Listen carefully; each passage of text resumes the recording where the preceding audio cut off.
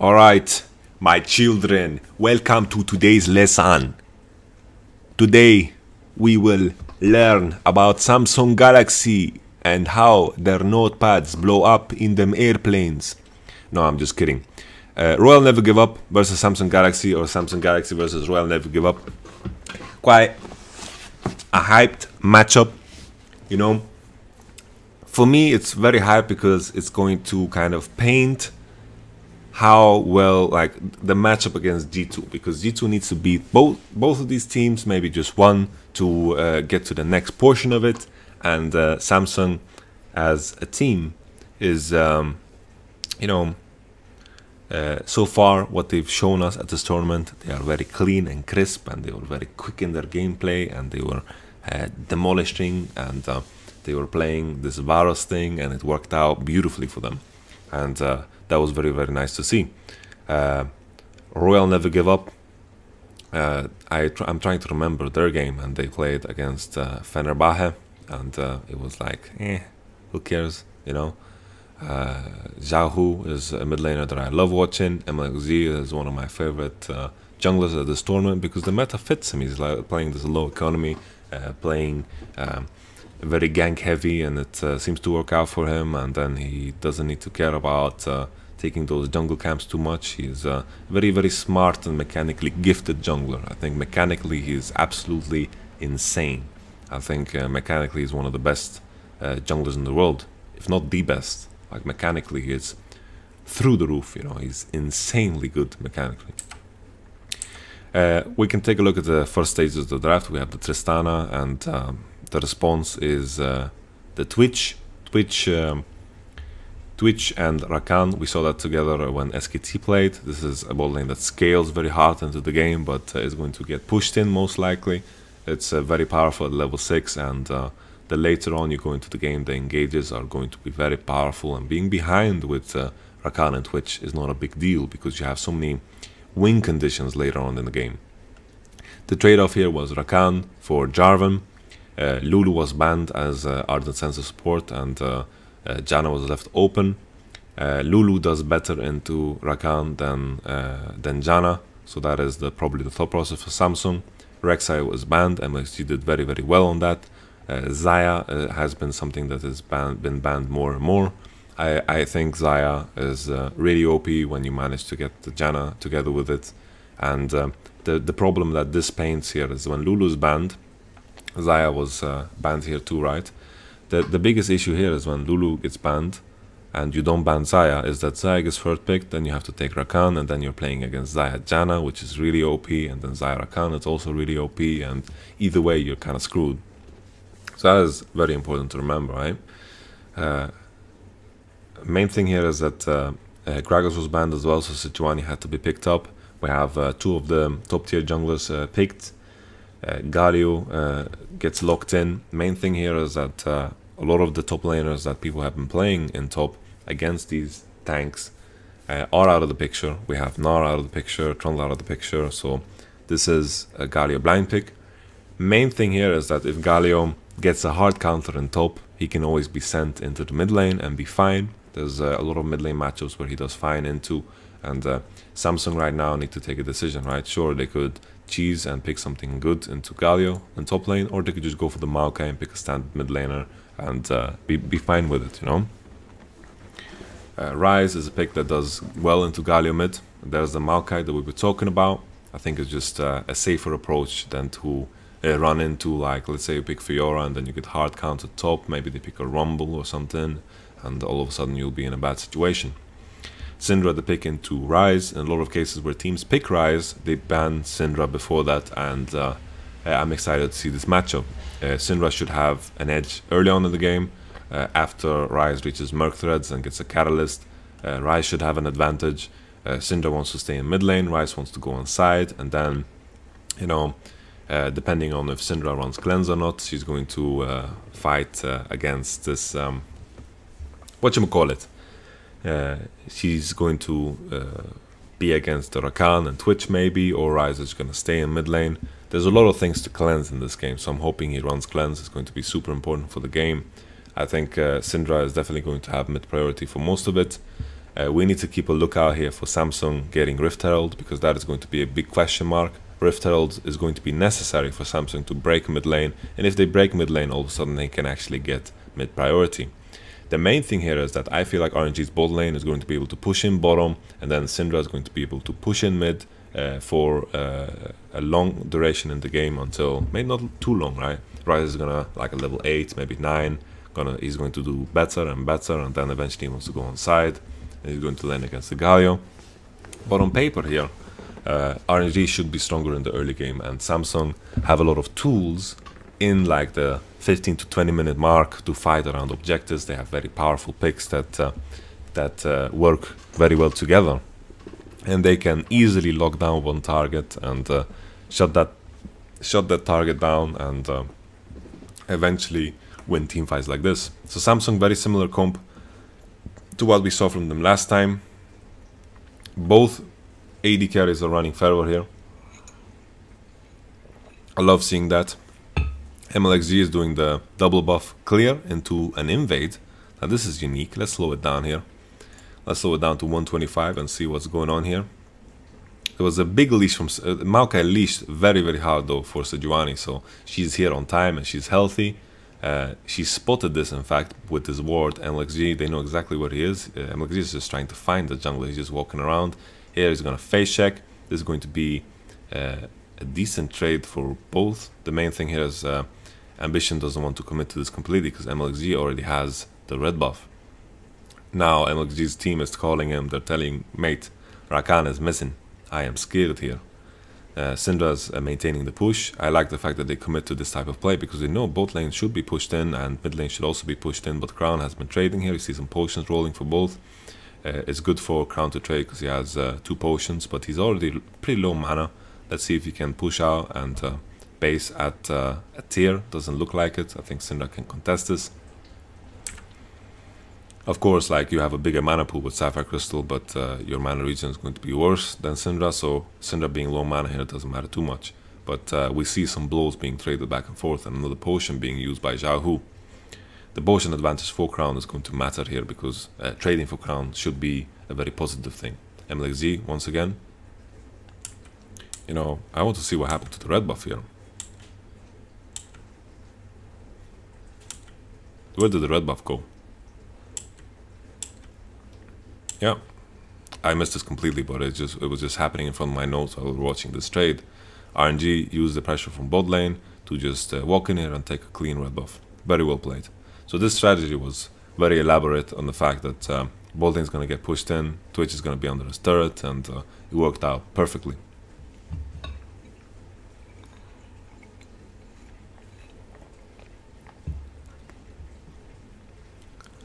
MLG is now looking for Ambition. Gets spotted on the ward though.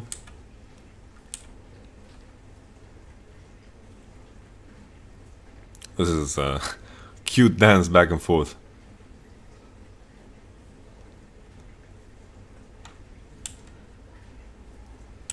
The main thing here is that you know, Ambition is happy with the time ticking, because his topside camps will eventually spawn, and Jarvan didn't take any camps on his side, so they're not really ticking and respawning as we speak.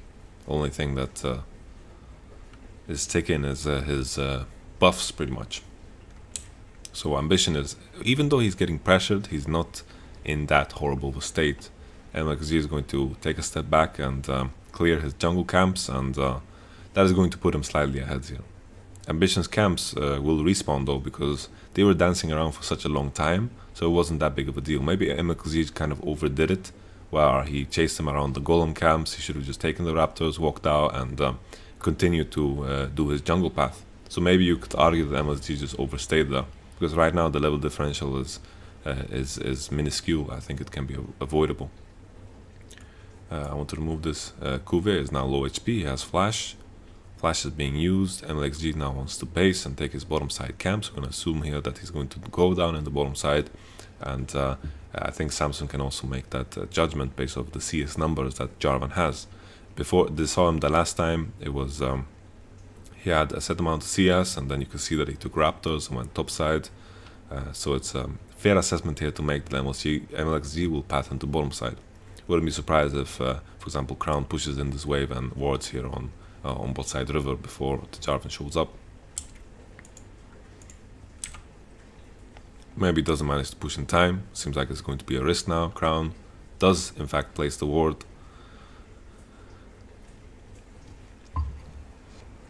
Whoa, whoa, whoa. That was very, very close. Crazy, crazy how close it was, because, you know, if that stun just landed, it looked like it was some ping issues or something. If that stun landed, then that situation might have looked very differently. But Xiaohu, you know, also didn't have a lot of mana to do a lot of damage, so maybe he would have survived either way. Because that was an ultimate without any Qs. Xiao gets traded on. That's the only thing you can hope for here with the Rakan Twitch lane. The scale's very good into the mid game, and but bottom, all you can try to do is, while Tristana hits your turret, you try to trade with her. I think no, it's a good thing here what RNG are doing. Basing for Samsung would give them a lot of space to breathe, and hitting the turret is fine enough the way they are doing it. No level 6 here on Samsung, so they don't need to worry too much. Even in this trade, that couldn't have gone better. You know, CoreJJ hit 2 people with his W. Nothing really happened to him. Crazy to think that CoreJJ was 80 of Dignitas just some years ago, and now he's one of the best on one of the best teams in the world as a support. Absolutely bonkers, man.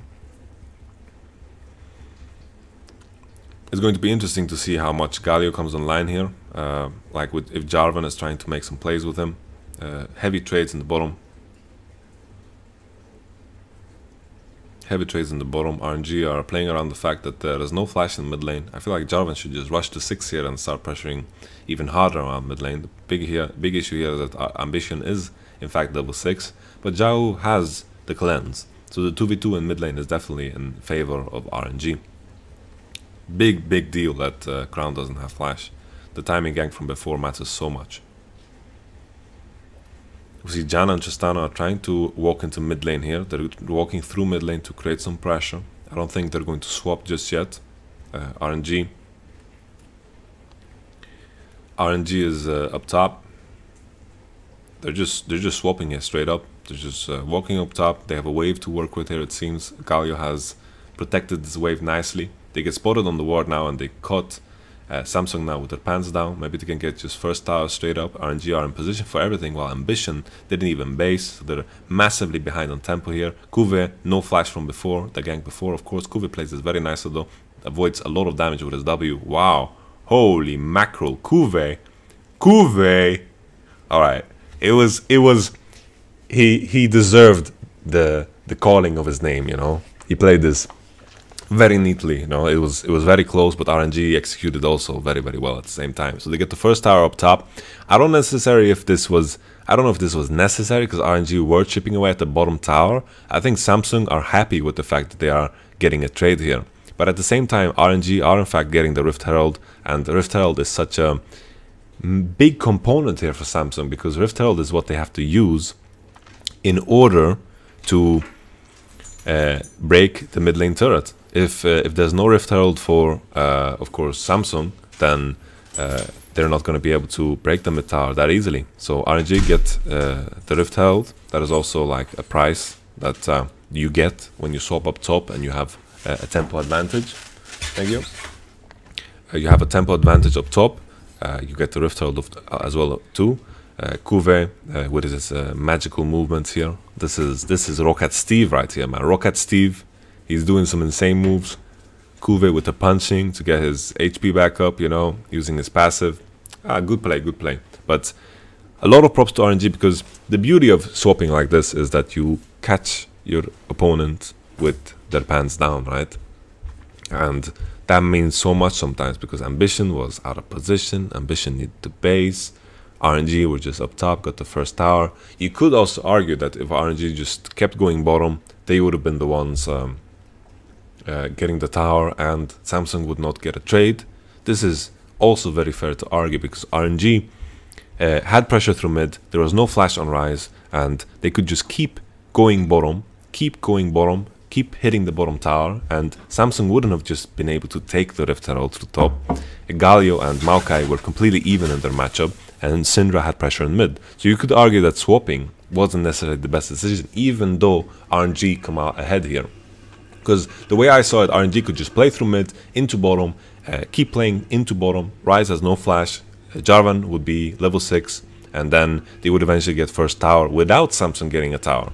Because Samsung get a trade here, tower for Rift Herald, while I feel like RNG could have gotten tower bottom, and then transition into top, get tower and Rift Herald. But it seems like either way it ends the same, because they're getting the bot tower anyway. They're just doing the same type of play with the notion that they also swapped.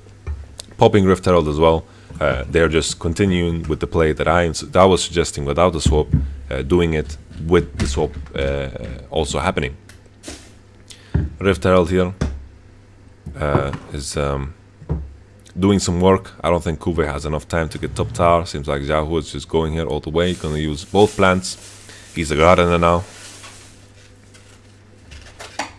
RNG played through mid lane into bot lane, got the bot tower. I guess you can make the play this way too. Very interesting approach to it. Like, my play was basically the reverse, you know. They played through mid into bottom, and then through bottom into a swap into top, into Rift Herald, and then into rotation into mid lane, right? And then maybe in this, Samsung would have also gotten a turret, but yeah, I think it's just two kind of approaches to it. I think the benefit of what RNG did is that they caught Samsung with their pants down, right? The way I did it, the way I suggested it is kind of predictable and it's very basic.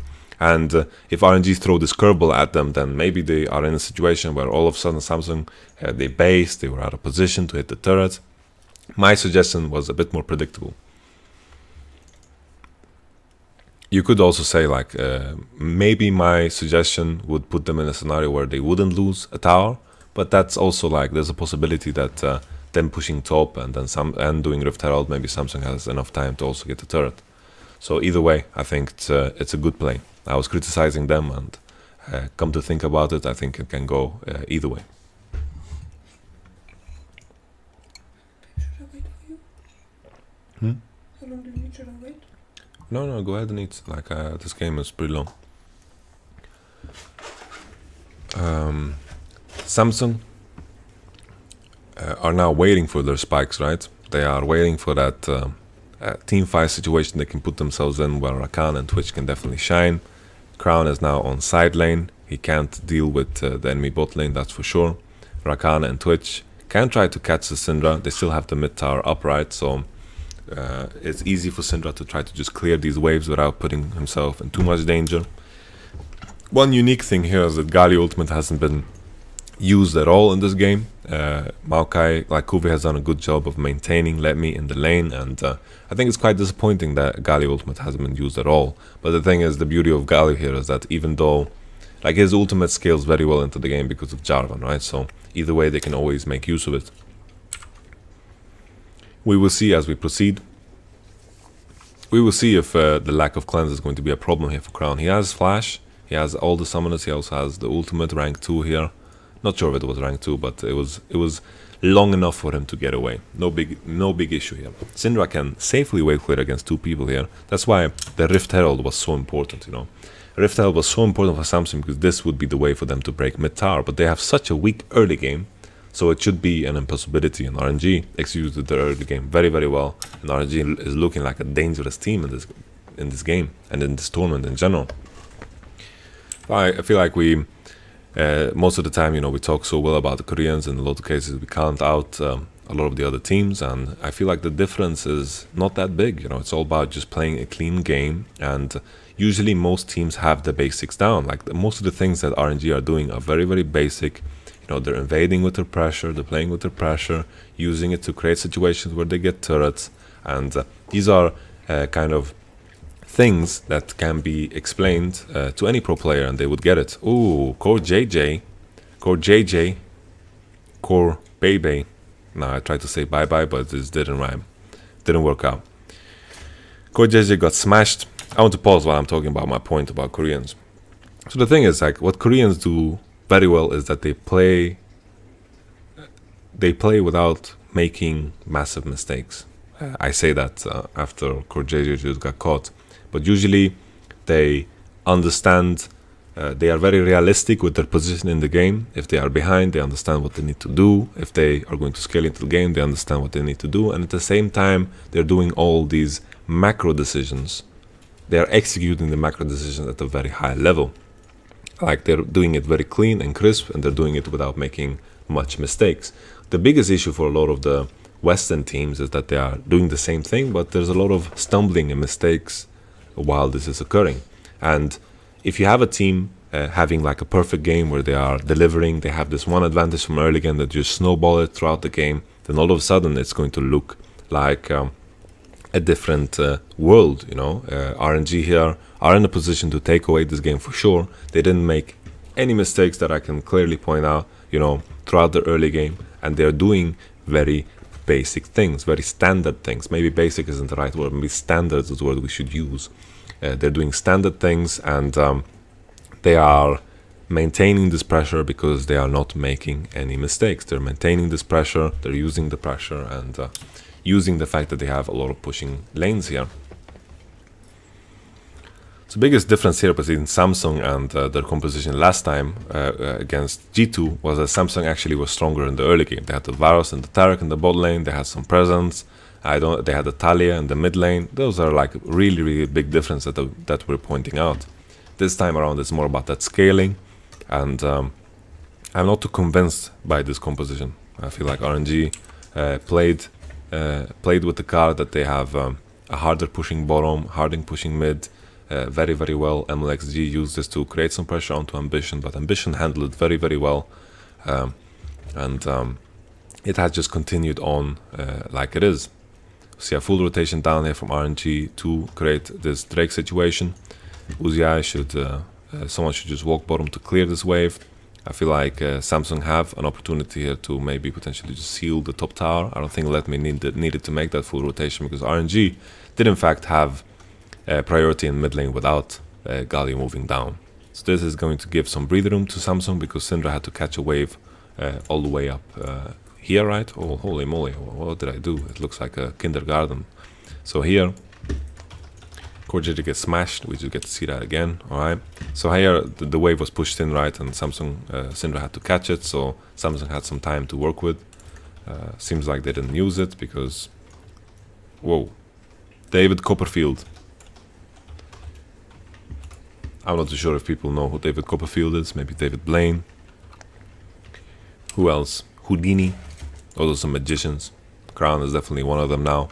He got away from that gank. It's important that you don't burn your CC as Galio straight off the bat, because if he didn't, then you could just CC him when he used ult, and then it would have been all fine and good. But Let Me did a mistake there. Samsung, what I was talking about, Samsung had like a moment of pressure where they could use where enemy team was doing Cloud Drake.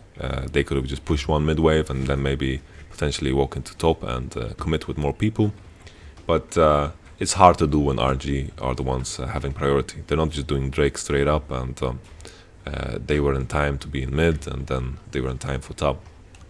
And also Galio's a tanky boy. The main thing was that Galio moved down when I don't feel like he had to. Like I don't think it's necessary for him to move down at all when RNG do have the priority, regardless of him being there or not. We see some heavy trading down bot lane. Holy moly, look at the clash of titans. Galio losing some HP. You can see his HP slowly going down here. You can see Kuvi also lost some. Crazy stuff. Absolutely bonkers.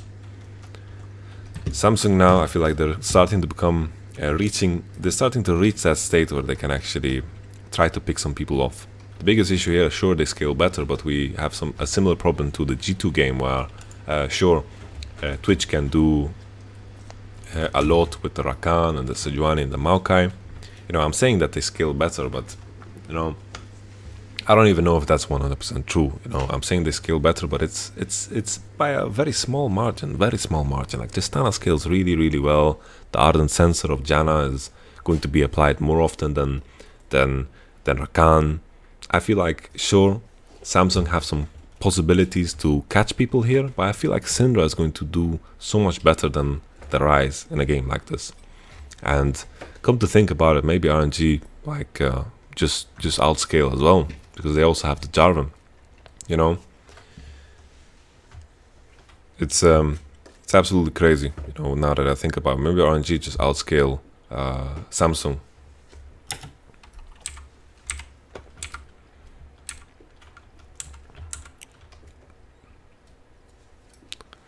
Rise finally got to turret.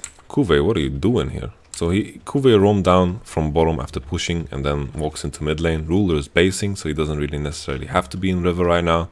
He's clearing a ward when he can't. You know, they can see you when you clear a ward, you know. Like, Ruler is basing and his team is just not on the map. Samsung committed to taking the top tower, and this could mean a lot, you know. This could mean mid tower, RNG. Dying like this is definitely not good. Let's see how this 1v1 pans out. Xiaohu still has ultimate, he's collecting his balls, he's chasing around here. Doesn't have Eon cooldown. I actually had Eon cooldown, I was very, very close. Wow. I don't know if it was worth it for Xiaohu just to try to flash for that and then just aim for the kill and, you know, with Rise, like he has a void staff, right? So the MR of Rise doesn't matter too much. Maybe, just maybe, if we went for that kill, maybe RNG could aim to get a Nashor. But playing it safe and cool is also fine. Maybe like, maybe Crown would flash like a god and then like hit him very hard with his combo, and things could have gone wrong if he went for the flash play.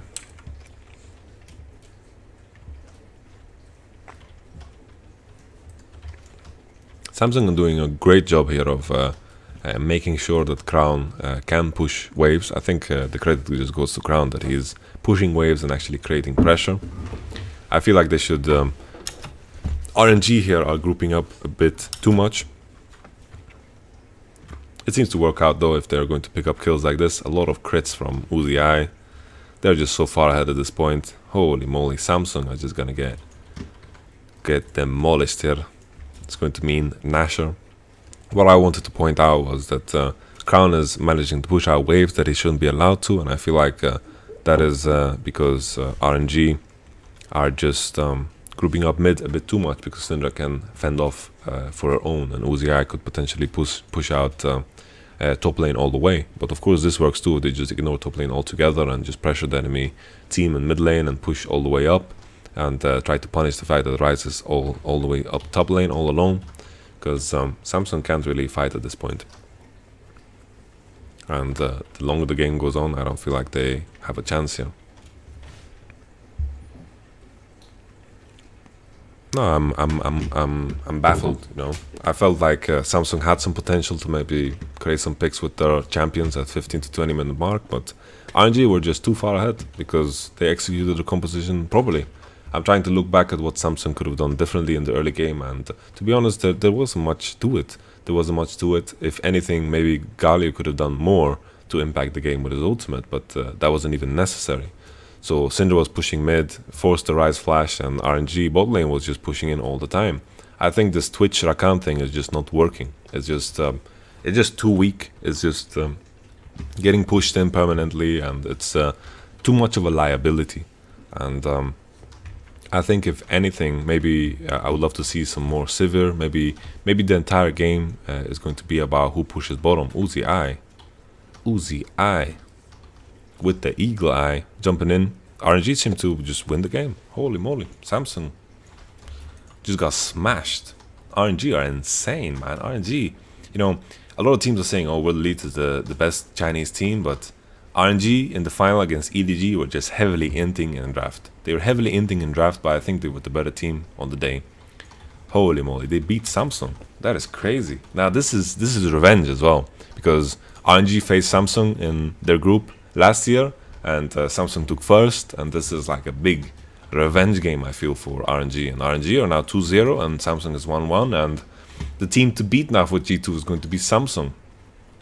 And I feel like if Samsung, the main thing here for them is that their draft is just too weak. Their draft is too weak, and I feel like if RNG, you know, RNG are playing at a level of like a Korean team. You know, they're playing very fast paced, they're playing to their win conditions, they are using their pressure at all times to create things. Very beautiful to see, you know. They're using the Syndra pressure, roaming around the map, making sure that the enemy team is always taking a step back. and it's very good to see. Samsung, on the other hand, you know, with the Twitch and the Rakan, I feel like this was their downfall here in the bot lane.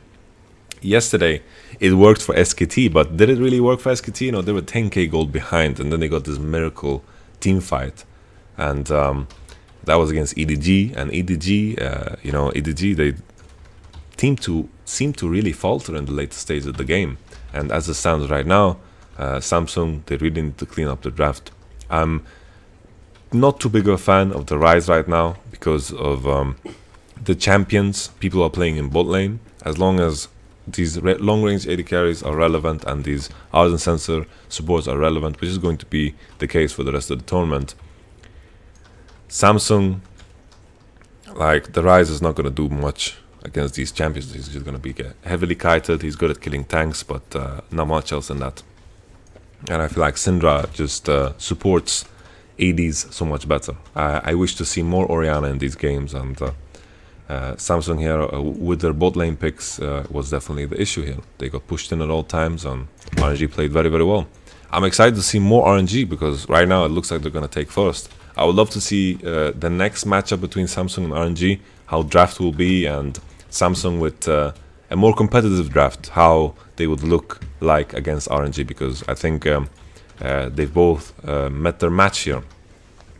Very fun game to watch. I'm excited for, you know, this if anything makes it very scary for for our boys G2. You know, this makes it very scary for G2. Let's see how the rest of the group stage pans out for them. It's quite crazy, I would say.